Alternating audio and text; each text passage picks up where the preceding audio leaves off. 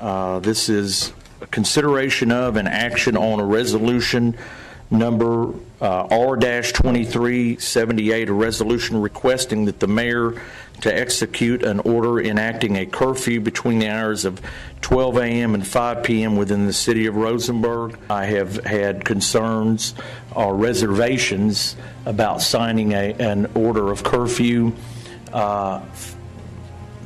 because I feel that it's one thing, I don't feel it's needed at this time. I have an overall concern about overly restricting our citizens when they're trying to recover from this disaster. And I feel that the north side is very secure. Mm-hmm. I don't know how many law enforcement officers most of us have been by there several times. I was just over there maybe an hour ago, and the place was secured. So I don't have I have full confidence in our law enforcement there. I believe that the way the laws are set out now, that law enforcement has the tools necessary to protect us and keep us secure without placing further restrictions upon our citizens. Erring on the side of caution, and I understand that, but at the same time we need to err on the side of freedom. And in my book, erring on the side of freedom trumps erring on the side of caution. Yes, you can impose a bunch of regulations in daily life for the people, and you can regiment everything perfectly to where crime becomes almost eliminated, but that means restricting the individual inalienable rights of the people. And we as government representatives should not touch the inalienable rights of our citizens, because we were elected by them to first of all represent them, and second of all, we all took an oath to protect and defend the Constitution of the United States. And one of the core principles of the Constitution and of our country is that we do not infringe on individual rights for the sake of convenience. As such, I am firmly against any resolution to declare a curfew in the city of Rosenberg at this time, considering there has been no indication of a need for one. Thank you. Thank you, Councilor Balderas. Councilor Moses. That sounds all good in theory, but right down the street from your house is the school where they were pulling knives. They are now walking our streets. That's a fact. My mother-in-law lives by you. A lot of elderly people live by you. They're not all law-breaking citizens, but some of the ones that do, you don't want them walking the streets. And you know what? You know what you can tell them when they come up here after they've been hurt? I'm so sorry. They don't want to hear you're sorry. They want to hear that you're doing something, that you're stepping up here and you're going to help protect everybody. Moses, no, you know what? I have every right to say what I want to say, and I am darn well going to do it. You don't have the right to talk disrespectful to the other. Just doing it, Lynn. Oh, I'm telling you right now, my mother-in-law is right down the road from that house. My mother-in-law my mother's already had someone come to her house. Compose. Did you hear myself? Did you hear me? I heard you. And they were going to rob her. They were looking to see what they could take from her. Did she call the police? You can't get in but by boat. They can't come save her. They can't do anything for her. Okay? So I'm telling you, we're here in a position right now to help look after everybody. And we have people in this town that don't live here, that are here to, I guess, just be housed until they can be moved out. But they do not have to stay at those schools. They are not in jail. They are not in prison. They can walk out and do whatever they want. And they have no cars. So I want our citizens protected, and especially some of those schools that are right next to those subdivisions where there's a lot of elderly people. And let me tell you, they're going to take advantage of them if they get a chance. They've been locked up for 5 days in there with all the rain, and now they're getting out.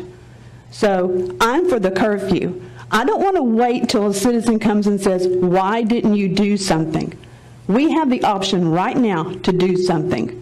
And this is just a temporary position as it is. But you know what? The police chief, he knows more about the law than we do. He's the one that's requested this. And I think we should respect his opinion and do exactly what he's asked us to do. Lynn, if you don't mind me asking, what time of the day did this occur? 10:20 in the morning. Okay. Well, then, if we had the curfew, it wouldn't have been applicable at that time. No, not for her. Well, she doesn't live here in town. Okay. She doesn't, but they are out there looking for people to steal. Well, I get that, but we're talking about what we're proposing for here in town. Anyhow, you know, folks still have the right, with or without the curfew, to call the police to defend themselves, their property, their homes. So no matter what we do here, that's not going to change. Yes, Jacob. Yes, Councilor Balderas. The Constitution provides a remedy for this. I mean, the Second Amendment does give the people a right to keep and bear arms, and as such, they have a constitutional right to self-defense, and that is so that we don't have to consistently rely on the government for self-defense. A lot of people around here are armed, and they will take action as necessary if they feel that their life is threatened. Yes, I would expect that several folks are. We are in Texas. We are locked and loaded and ready for problems.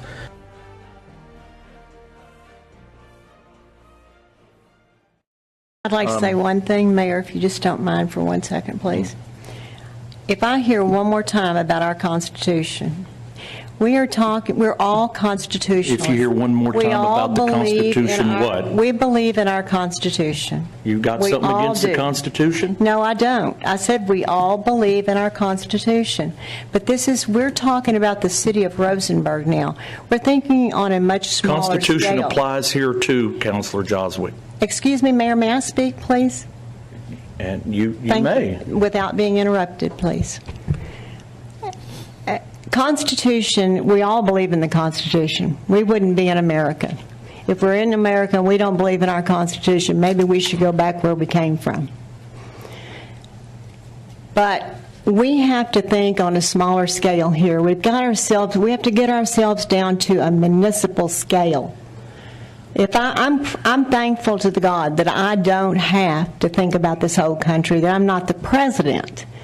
I don't have aspirations to be a president.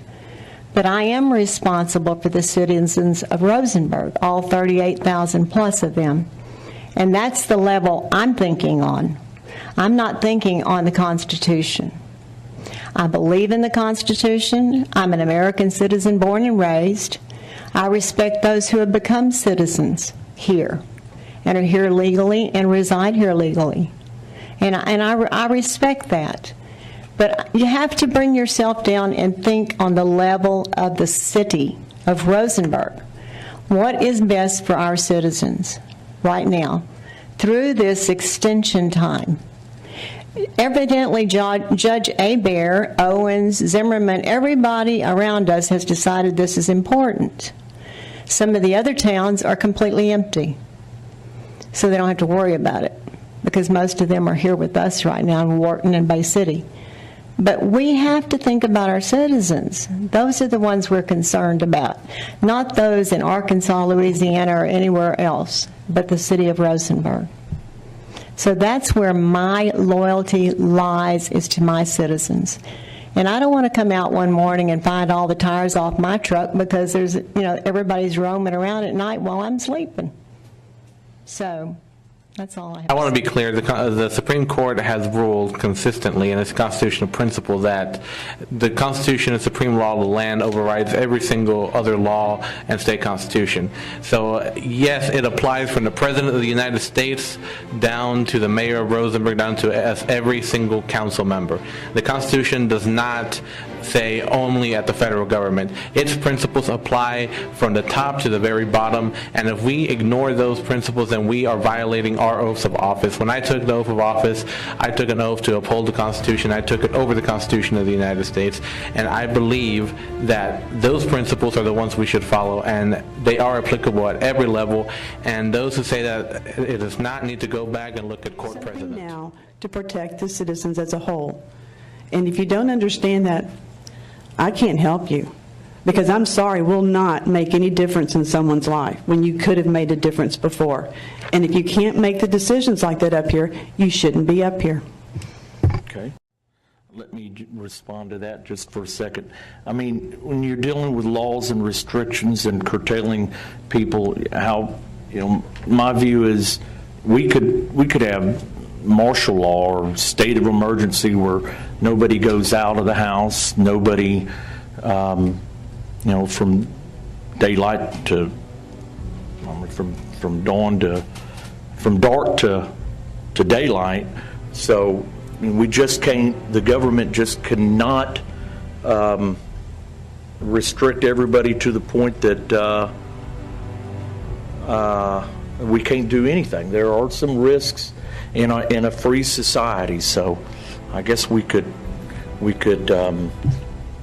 pass ordinances to prohibit our restaurants from selling a beer or selling wine. I mean, there are going to be some risks, and yes, it is our responsibility to try to curtail those risks. But and all I said is I just don't feel comfortable with signing this order today. So you're going to pass it? Well, hang on,